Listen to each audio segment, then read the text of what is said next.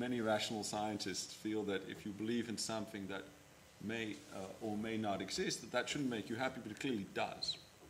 And so this sense that we are in touch with our social norms and that we have unconditional support from all kinds of sources clearly makes people happy. And so I wouldn't say that there's necessarily happiness on the one hand and meaning on the other hand.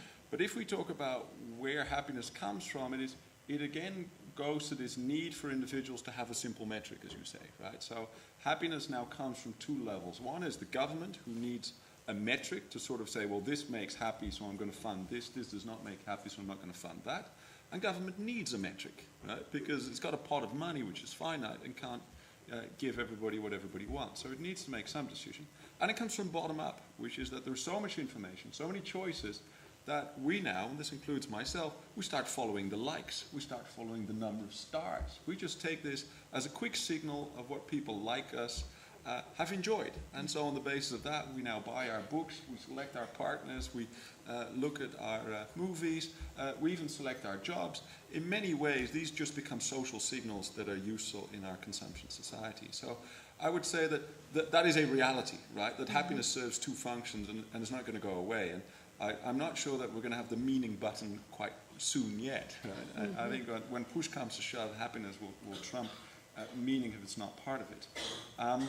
Then your observation that it is true that people are becoming more atomistic, that to a certain extent, particularly in the US with high levels of mobility, communities are becoming smaller or larger, but basically the middle stuff is disappearing, right? So the sense of identity with a town is disappearing more as people move around. They belong to more very large communities, like a religion or a country as a whole. That becomes more important for them, but it allows them a mask in their daily lives. To their friends, they sort of become who they pretend they are. That is also a reality, and it's not clear where that's going, because to a certain extent that's new for humanity, right? We've not been evolutionary geared towards it, and we now find ourselves in this situation. And we social scientists are bating our breath how that goes.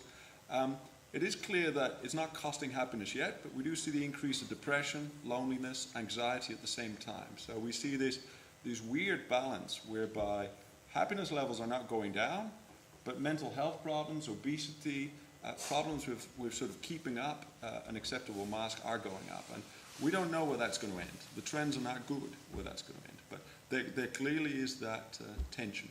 Yes. I agree. I think it's interesting, and the one debate, because my wife is a great sounding board, and she and I have this debate all the time, because this is the field that I work in, and she is pretty much non-social media. I mean, she's on it, but she prefers real life relationships, and I agree, and that's the point too, is that